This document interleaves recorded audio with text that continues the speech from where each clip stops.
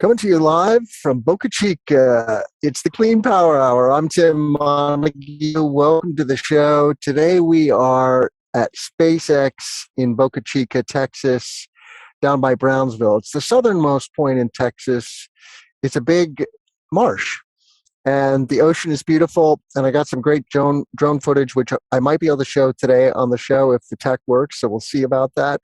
Welcome to the show, Clean Power.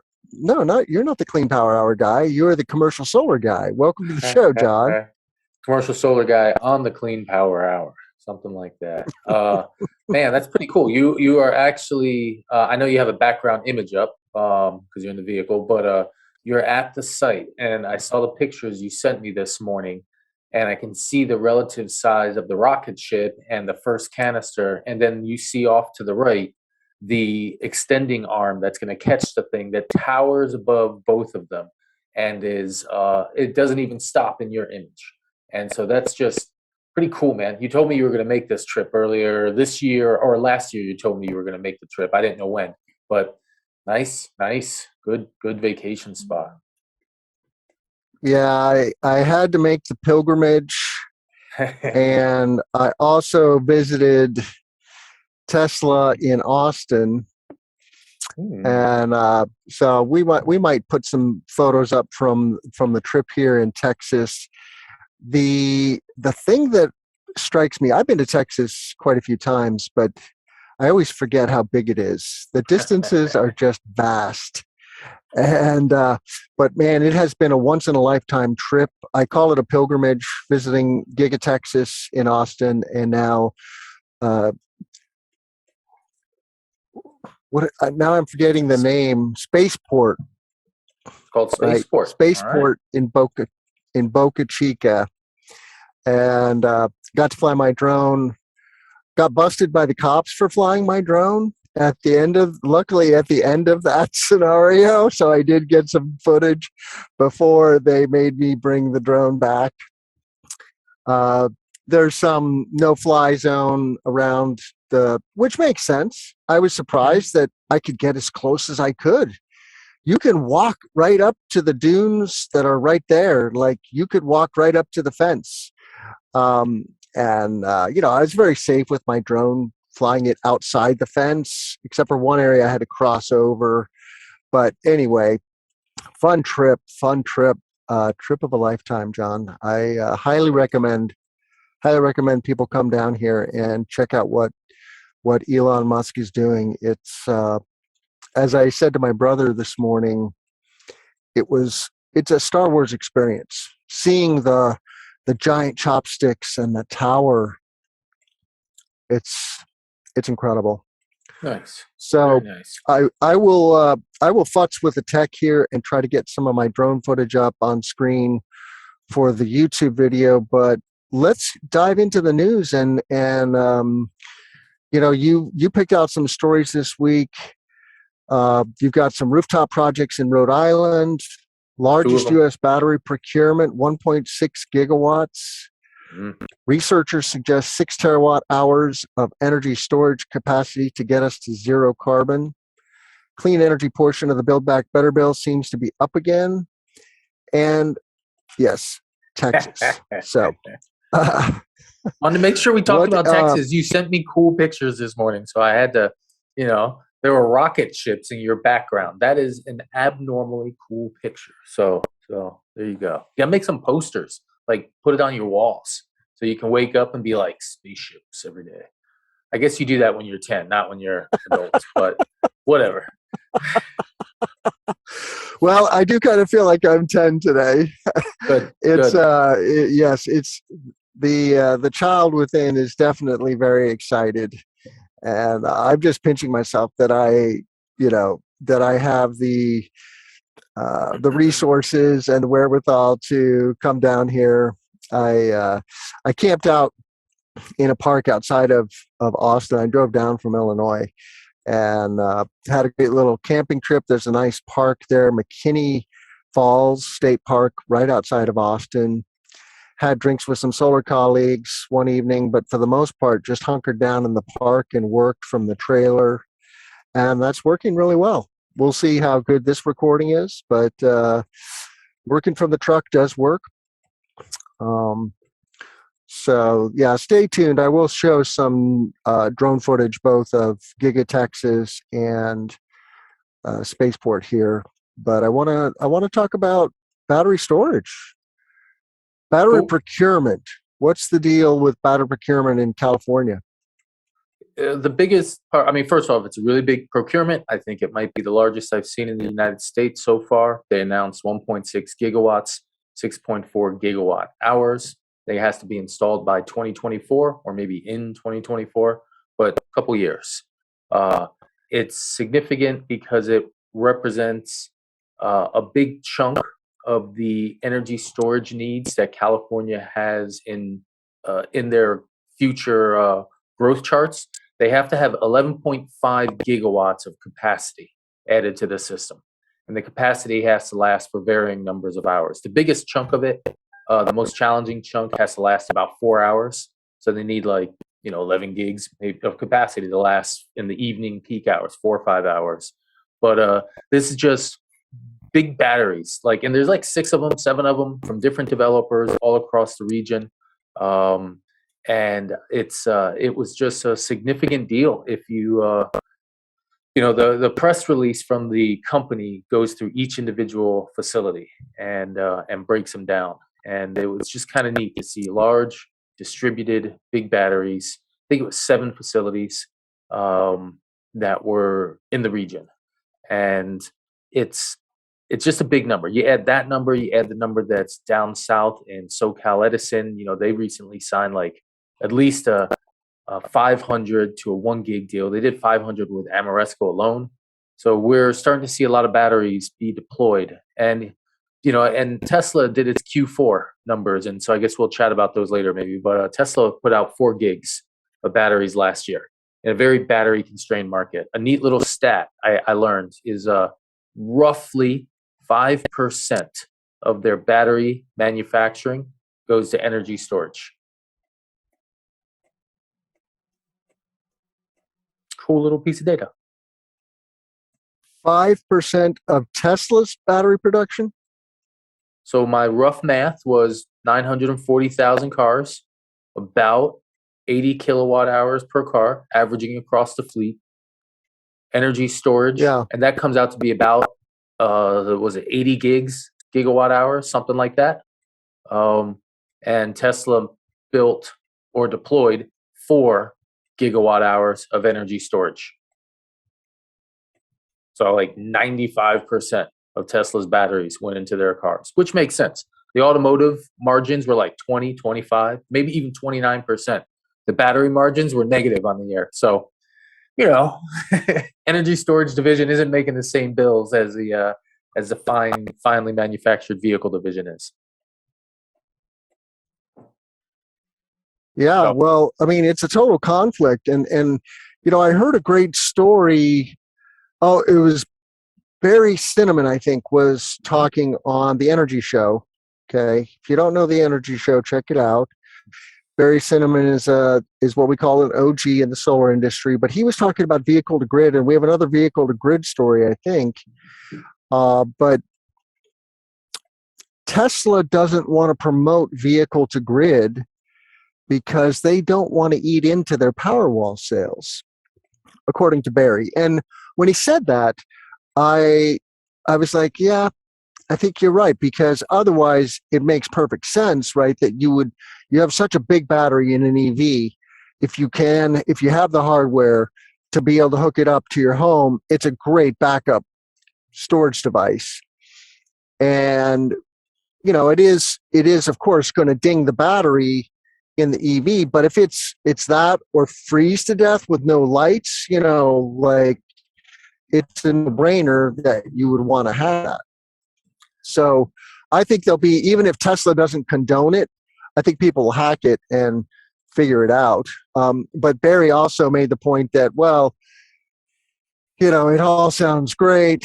Ford Lightning, comes theoretically V to G ready, so to speak. But he's like, getting it permitted with the utilities also could be a real challenge, because again, this cuts into their profits. And so that's one of the things I love about Barry is he just says it like it is. Like there really is a conflict between DG and the utilities at the moment. Even though they're there for us as a public service, they're also a business that has to turn a profit. And so there's a conflict. V to house and skip the V to G. See if you can limit it from going to the grid. Only allowed to be turned on during grid down periods with some sort of tool to make sure it can't leak out. They're something like that. But you're right about the permitting. V to G makes it less complex, or V to house makes it less complex than vehicle to grid. So just put a limiting factor and not let it export, I think would help. And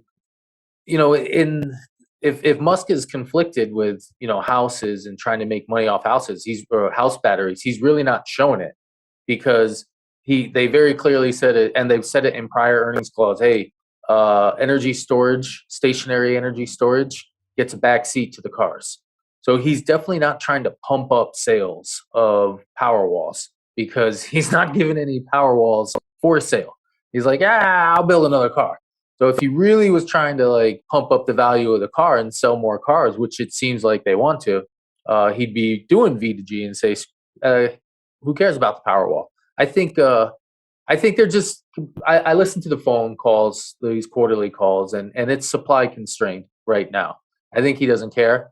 He looks at it from a purely economic standpoint. He doesn't think there's going to be money, and so he hasn't designed it in the hardware.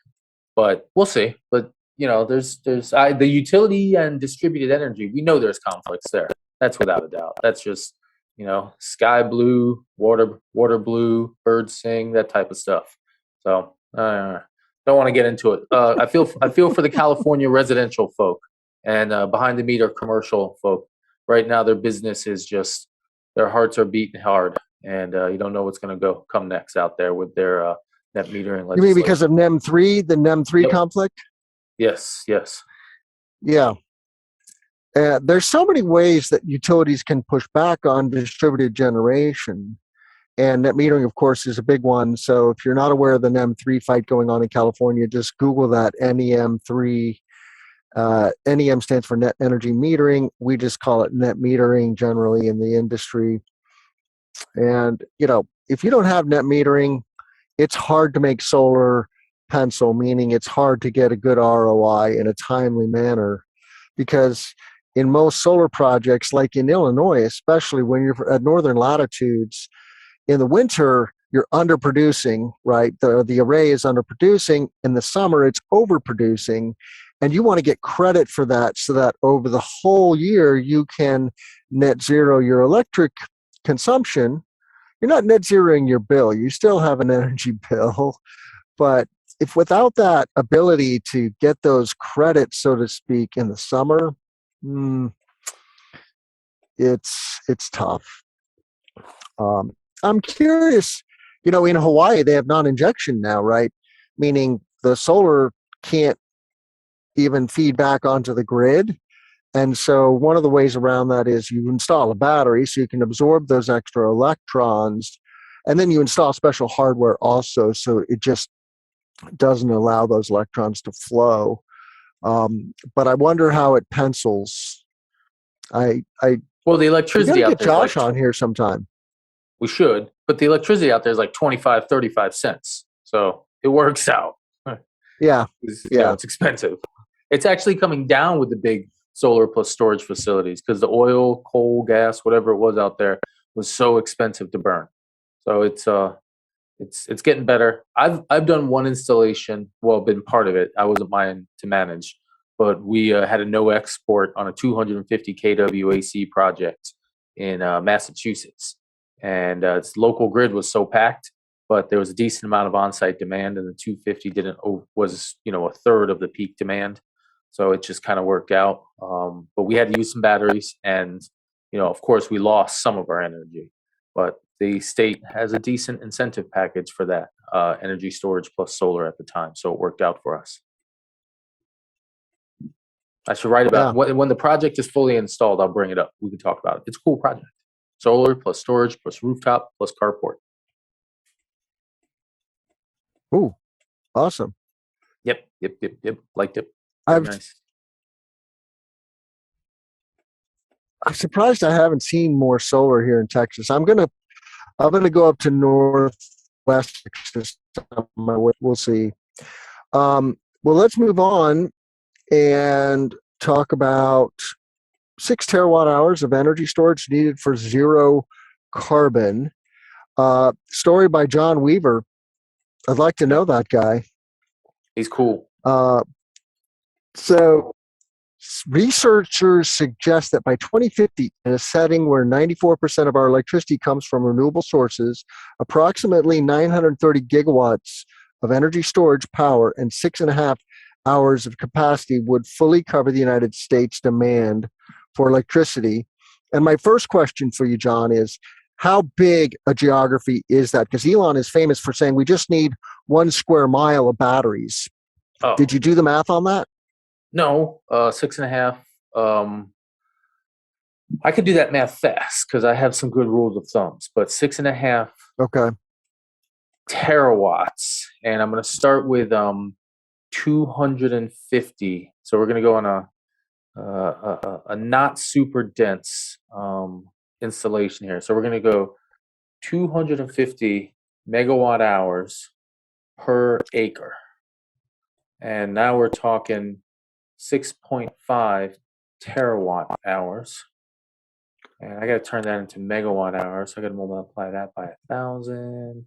I got to multiply it by a second 1,000. Then I got to divide that by 250. And we're talking 26,000 acres. That seems like a big number to distribute. So that's if we were to distribute one flat layer of. Now we can actually get this one up to 1,000. I was told. So the base was 250, going to 4 hours. So if we were to do 1,000 megawatt hours per acre, so 1 gigawatt hour per acre, we could do it in 6,500 acres. And let's see, 6,500 square acres to square miles. And that's about 6,500, that's about 10 square miles of 1 gigawatt hour per acre. Okay. Yeah. Well, that's not bad, right? 10 square miles is nothing. We are so swimming in land, and that's the other thing that you realize when you drive around the country. It's so vast. Our country is the size of a continent, and which has its own problems. But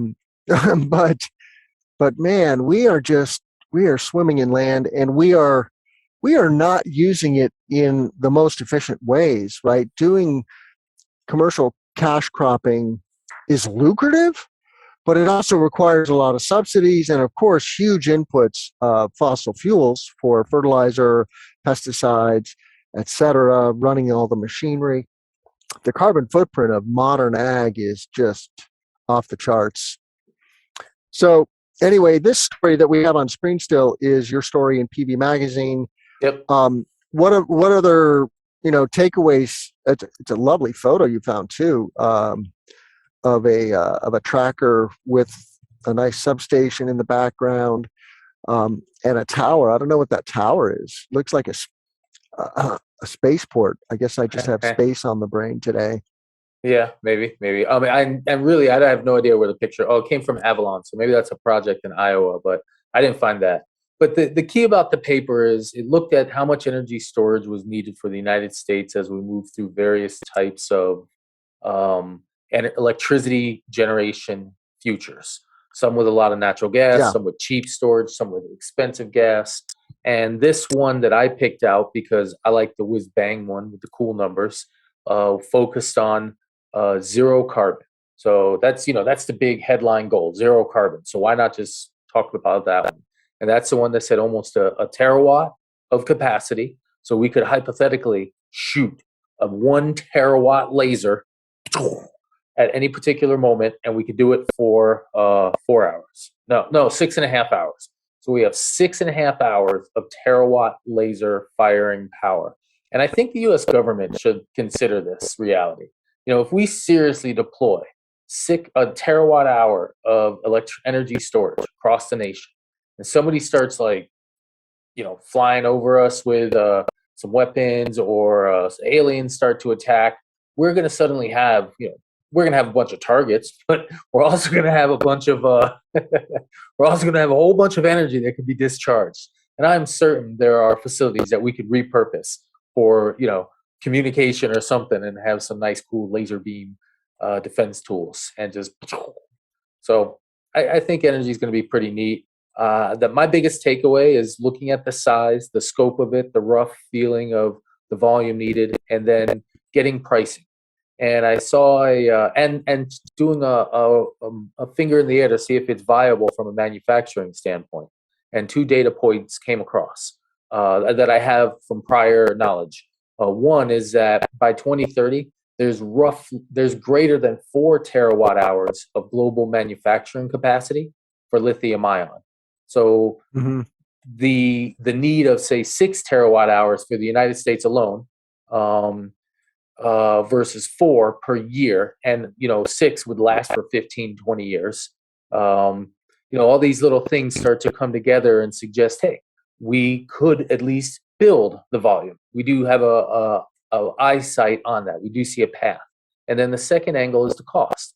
Roughly, if we were to do 6 terawatt hours, I ran the numbers. I think it was like $2 trillion. Now, $2 trillion is a massive amount of money, but then you divide it by 20 years.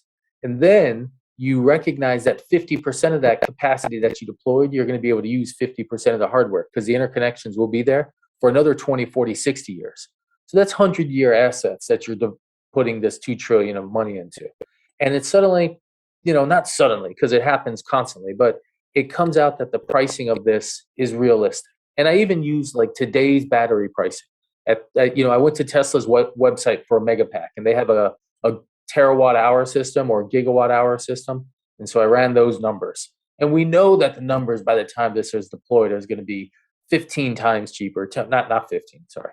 5 times, constant decreasing, 5-10% every year for 10, 20 years. Who knows? And so that means we do have a clear path in terms of costs and manufacturing capacities for energy storage to support a heavy wind and solar power grid in the United States, without a doubt.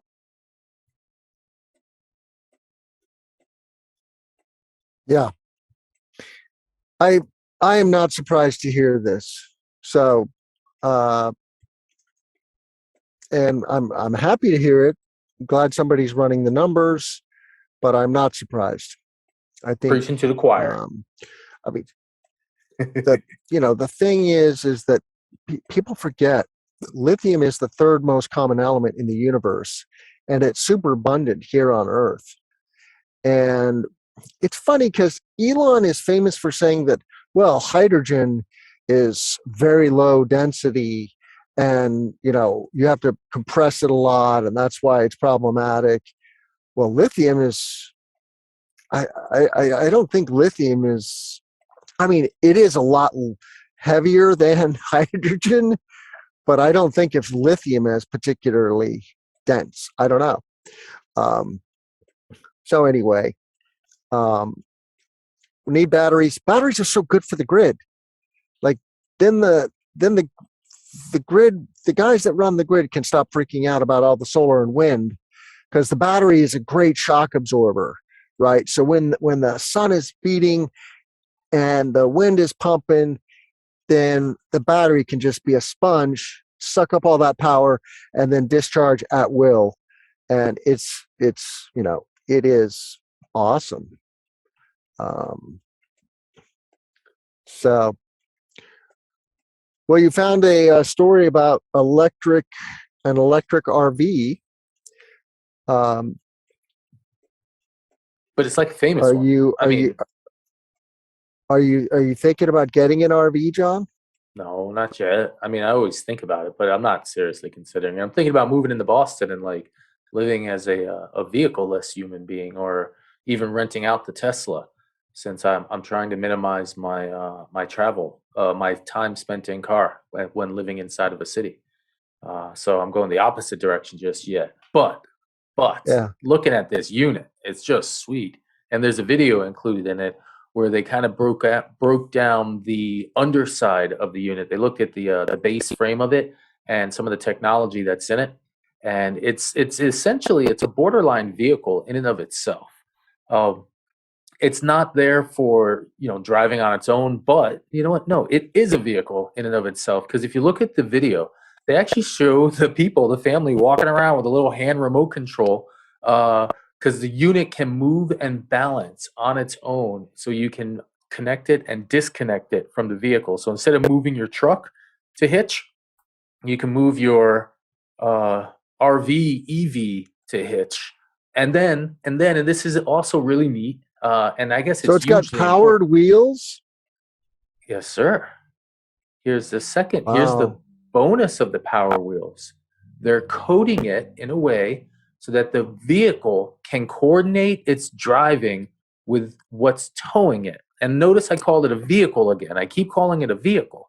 It has enough batteries and battery packs in the base underbody where the black bumper is that it Yeah. can up your electric vehicle mileage back to where it should be, as if you were towing nothing. And I was talking to Okay. my buddy Yeah. how much mileage he loses when he tows with his truck. And he says his Yeah. Dodge goes from like 20, 25, whatever it is, down to like 15. And I was like, I had no idea it was that much. But it's Well, kind of mine, interesting. we have to talk about my trailer because my trailer doesn't ding my mileage that much. Yeah.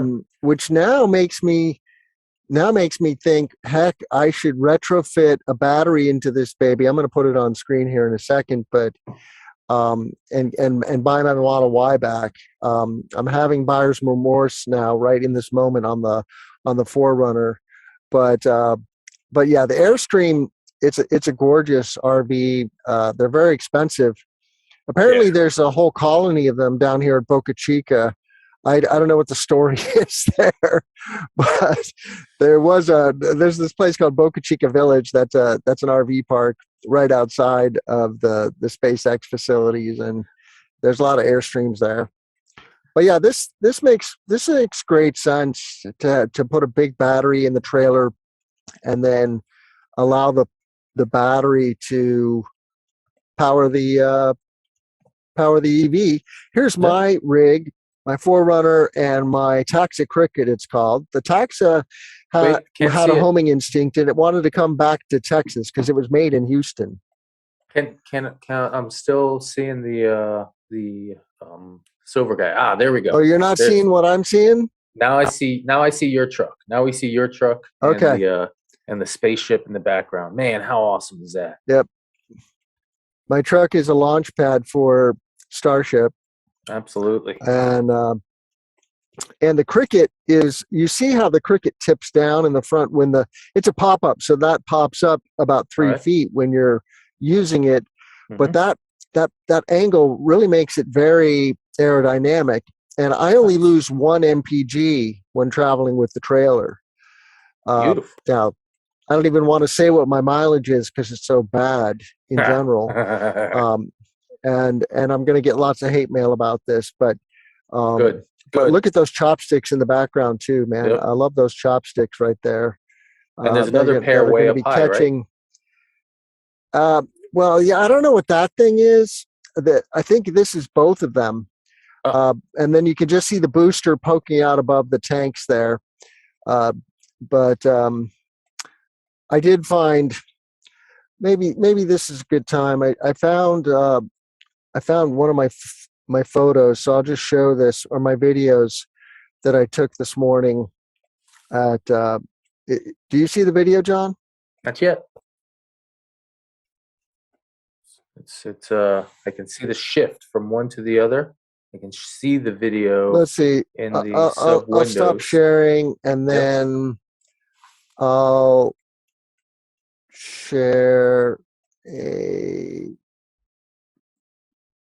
no.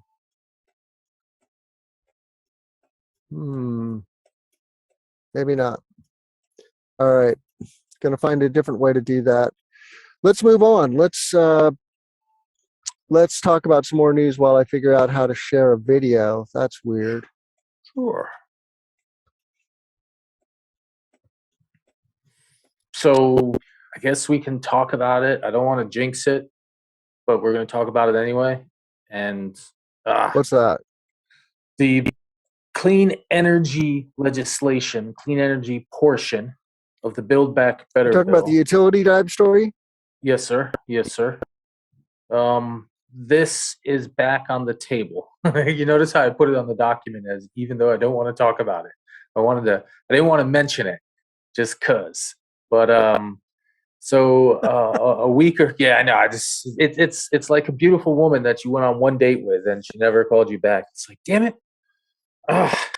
And but the Build Back Better bill is has was put out of its original life back in December, and the the headlines recently were made by President Biden, and he suggested that they had the votes for the clean energy portion of the bill, and this was like a week ago, and it was a video where he said it. So unless the video was fake, he said it, and then just this morning, like right as I was, browsing the news, I saw this, and I was like, ah. So I was wondering what might occur. So it looks like someone's going to resubmit a bill and have some things in it. And clean energy tax credits is a thing that we work with. So I'm hesitant, cautiously hesitant. I don't know. We'll see. We'll see who wants to move forward with it, because there's a lot of other things going on politically right now, as there always are, and we could easily move to the back burner. But that's up again, and that could be a big driver of capacity going forward through the next decade of clean energy. So it's up. Yeah, it seems as if the Build Back Better is going to get sliced and diced and rolled out that way. Yep. And of course, we want and need to extend the tax credits for renewable energy and for energy storage. The thing that started to come to my awareness, and I posted a video about this last week, is that the infrastructure bill has some nice incentives in it. $62 billion for the Clean Energy Corps, for example. And just check out, our YouTube channel and you'll see that video. And if you just Google DOE Clean Energy Corps, you'll see they're going to hire 1,000 people. This is the largest expansion of DOE since the 70s when it was created. So the infrastructure bill is a good thing too for the energy transition. I thought that was pretty cool. I totally forgot about that occurred. That should have been one of our top stories, actually, thinking about it. Maybe we should research that more and talk about that, because that's really neat. 1,000 people, and it's so cool that I follow so many of these individuals on Twitter, and I don't know any of them. I chat with them lightly, but it's just cool. Well, it's neat to Giga. watch the people. I don't know them. I mean, I bother them on Twitter. That doesn't mean you know somebody. Oh, you never talked to Giga? I think I've bumped elbows with him once in my life. Maybe had a couple of direct communications via an email or a direct message, but never really had a proper conversation in person. Gotcha. Well, I never would have met Giga if I hadn't become a podcast host. So if you want to meet people in high places, start a podcast. So you can show them off. It's been transformative for my network, truly. And so I want to talk about this project in Rhode Island, John. All right. Well, I just have a picture of one of them on the roof, and it was just two good projects from the same owner, a business owner that owns two facilities. One of the facilities is a standalone solar project that's going to sell 100% of the electricity to the utility for 20 years. And the other plant is behind the meter, and it's going to offset the electricity usage at a large mechanic shop. At the facility, I'm also working on electric chargers because they fix big trucks. This is the standalone project, and where it's just a nice project. Is this a 10-degree or 5-degree tilt? I believe this is 5-degree. Could be 10-degree. I thought it looked kind of dense, so I was guessing 5. Yeah. Well, I mean, and I understand why, right? You've got limited roof space, and 5-degree. So that's 5-degree. 5-degree makes a lot of sense. Yeah, the rates up here are paid high, so efficiency of hardware isn't as challenging. We're not going to do any connections there. Our wind loads are respectable. The building is structurally sound. You don't want to be too much of an angle because then you lose a lot of space, and you have to have a lot more bricks up there. And we don't want to have too much ballast. So there's these different balances. We do our spreadsheet, and out spits a number, and that's where we go with it. So balance of return on investment and capital outlay, and you get a decision. And you just put these numbers out there, feel your gut, see what you like the best. And we got 2 of them, so I'm happy to have 2 projects at the same time for the same customer, because it takes a while to build rapport with people. You got to shake their hands and then say, hey, give me 6 to 7 figures, buddy. That's a challenge to do from some guy who comes in knocking off the door.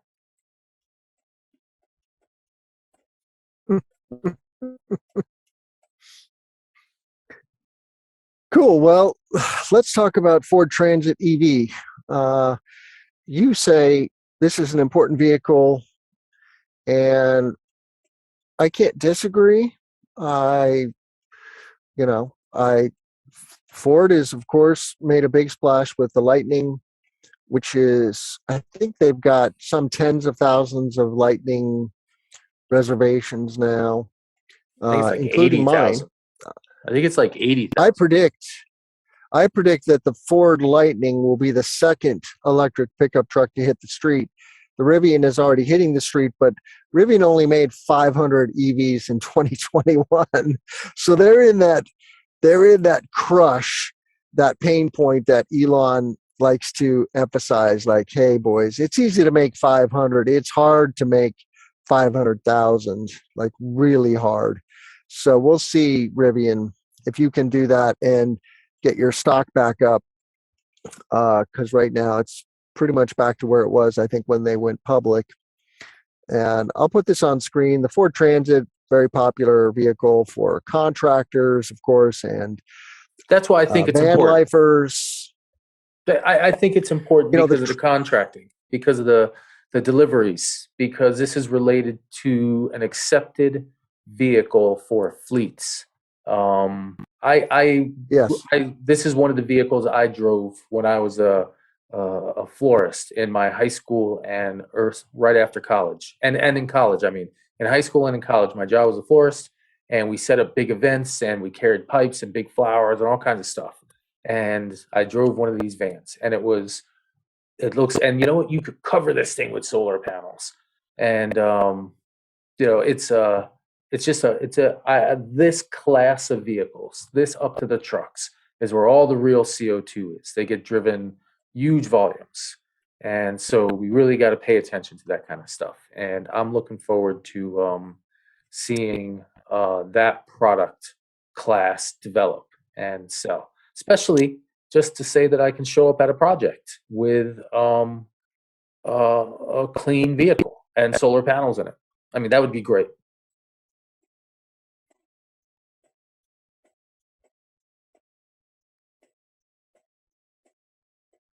Yeah, I'm with you.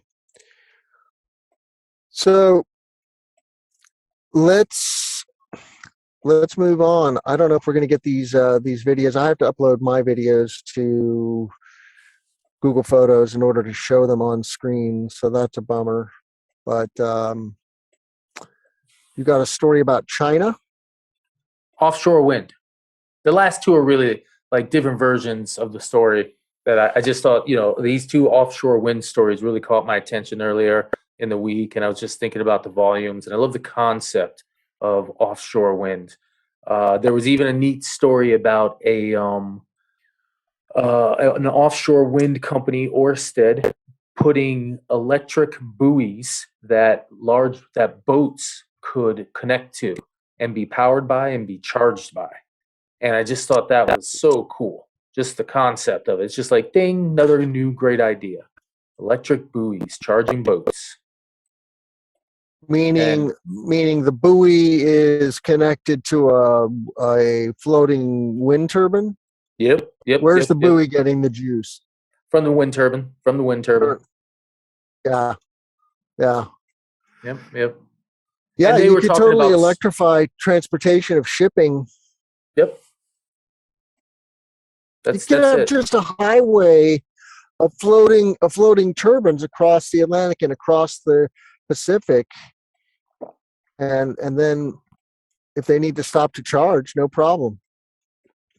Somehow we figure out how to charge. I think we're going to use. I think we're going to. Well, you could beam it down from space also. Awesome. I think we're gonna use hydrogen probably for shipping though.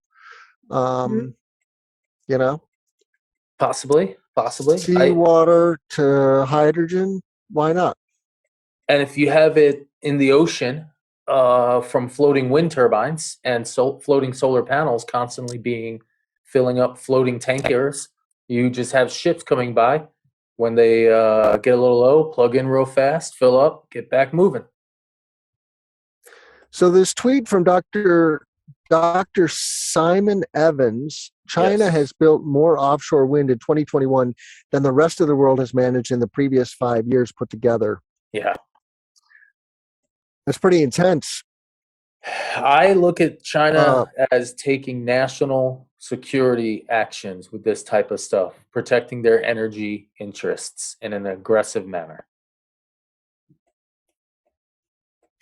Yeah, for anybody interested in China, I highly recommend the new book by Ray Dalio, who is a hedge fund creator. So he owns a hedge fund called Bridgewater Associates. I'm going to get this credit right, but he's written a wonderful book, which is, I think a lot of people will find it very disheartening, but he's pointing out that civilizations go through these cycles. Oh, cool. There's a huge flock of birds flying by, pelicans, probably brown pelicans, I'm guessing. But so Ray Dalio has written this book, Principles for Dealing with the Changing World Order, Why Nations Succeed and Fail. Check it out.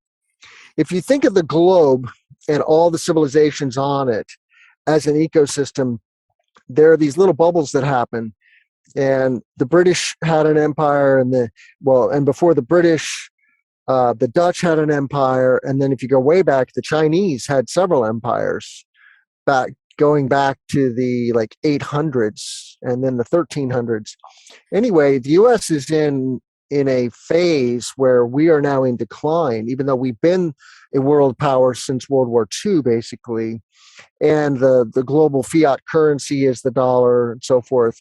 Well, Dalio points out that, sorry guys, your turn is over, and that's the symptoms that we see in society, the polarization politically, right? The popular candidates that are extreme, the Bernie Sanders versus the Donald Trumps, are symptomatic of a country that is in, or a civilization that is in stage 5. We're in stage 5 of 6 stages. The 6th stage is reorganization via some massive change like civil war or revolution.